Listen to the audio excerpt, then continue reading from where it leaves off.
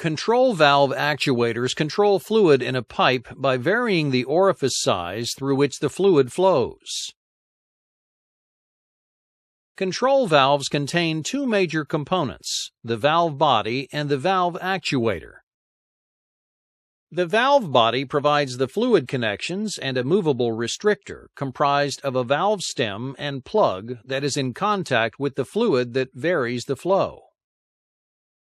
The valve actuator is the component that physically moves the restrictor to vary the fluid flow.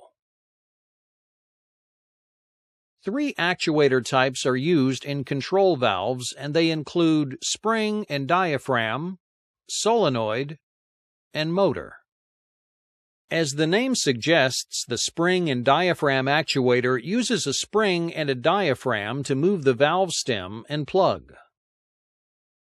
A 15 psi pneumatic signal enters the housing at the top of the actuator.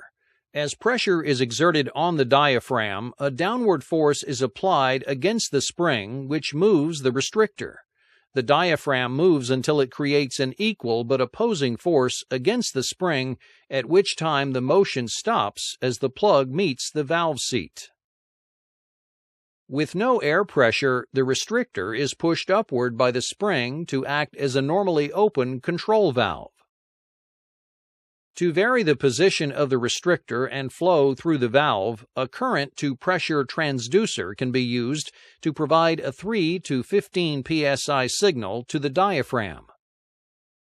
At 3 psi, the valve is maintained open, and at 15 psi, the valve is maintained closed.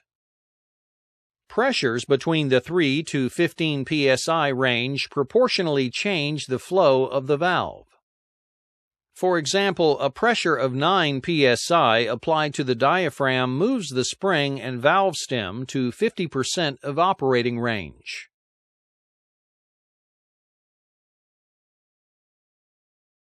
For on-off control of the valve, a solenoid is used to actuate the valve to a fully closed or fully open position. Applying current to the coil generates a magnetic field that moves the plunger downward against the return spring.